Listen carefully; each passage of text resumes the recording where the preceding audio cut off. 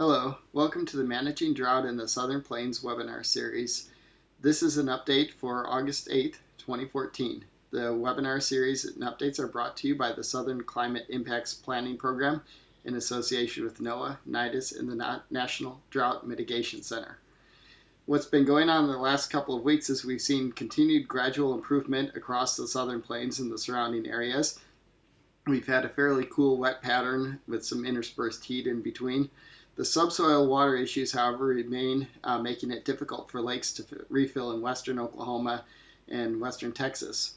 The national attention right now is focused mainly on California, where up to 58% of the state is in exceptional drought, and a large portion of the surrounding states are also experiencing severe and extreme drought conditions.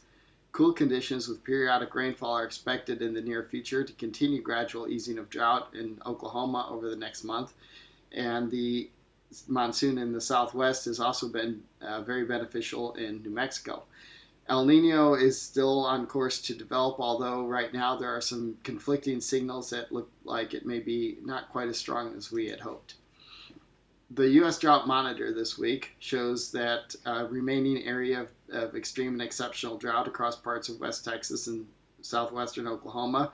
A lot of improvement over New Mexico over the course of the summer, but that large area now in California where most of the state is in some extreme or exceptional drought. Looking more locally, we see that the High Plains continues its pattern of relatively drought-free for most of the region, except for Kansas and southern parts of Colorado, still in moderate to extreme drought. And in the south, we've seen continued improvement in Oklahoma over most of the region, with pockets of D4 remaining, especially around the Wichita Falls area and part of the Texas Panhandle. In the west, there's been some improvement in New Mexico over the last month, while drought has greatly expanded its reach in California. This is a comparison of where we were over the last several months, so beginning April 1st as we were going into spring, early as we were transitioning into summer, and where we are right now. We can see that drought was making a resurgence up in the early part of the spring, but then in the last couple of months it's actually has improved, with now about 76% of Oklahoma and 96% of New Mexico still in some form of drought, but the extreme drought levels have significantly dropped off, with most of the state down below 25%, most of the states in our region. The rainfall departures over the last few months have shown that we've continued that wet pattern across New Mexico and Oklahoma. Much of it has missed most of Texas, though, so there's been some encroachment of drought conditions again in Texas. Over the last 60 days, it's still a generally wet pattern across the region, especially New Mexico standing out even over back into October 1st. So much rain and this monsoon has really been showing a wet signal in New Mexico that's been very beneficial, although that dryness from predating about late May has shows up as we look in Oklahoma and Texas for some of these longer periods. And that large area of very dry conditions out going back to almost a year now, and even longer out into California. As we look ahead into the next few days, we see these cool temperatures, the blue lines on the map, generally continuing across the upper Midwest, pretty much near normal, maybe slightly above normal for the weekend and into early next week into North Texas and parts of Oklahoma. Rainfall spotty across the region, with the monsoon still continuing and a lot of rain again to the east, where there really aren't very many drought issues. Tropics have been pretty quiet this year. A couple of tropical storms so far, hurricanes, but the next 5 days are expected to remain calm. That can be an issue with some of the rainfall in Texas, which tropical storms can bring some relief in Texas as we get into August and September is a peak time for rainfall in these areas, related tropical storms.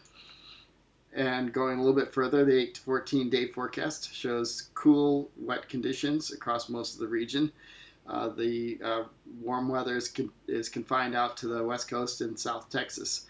The wet pattern from the monsoon stretching eastward into the extratropical systems that come across the eastern U.S., showing more rainfall in the region as well. And as we look out 3 months, so August, September, October, continued relatively cool or near normal conditions for most of the southern plains, and that very strong monsoon season seen out in the southwest. Looking at El Nino, the forecast, various forecast models, each one of these lines shows a different model, and they all seem to be trending towards El Nino continuing to develop. However, the strength of it, that 0.5 anomaly, is the level at which El Nino develops, and the models are staying pretty close to that, not going too much above them. So the forecast still calls for El Nino to develop over the winter and into early spring, but the strength doesn't look quite as promising as it did before. The monthly outlook is driven a lot by that monsoon in New Mexico continuing eastward with the other kinds of rainfall that we've been getting in Oklahoma, and you can see a lot of improvement in drought conditions across that region, but Texas still missing out on most of that, as well as parts of Kansas and, of course, the far west. So this is a regular update that we provide with drought conditions. We also periodically do full webinars where we discuss more of these issues in depth. If you'd like to sign up to receive information when we are doing these webinars or other kind of drought related work we're doing, workshops and things, please contact us at southernclimate.org. We would be happy to add you to our distribution list and keep you informed of all these things. Thank you, and we hope you have an excellent weekend.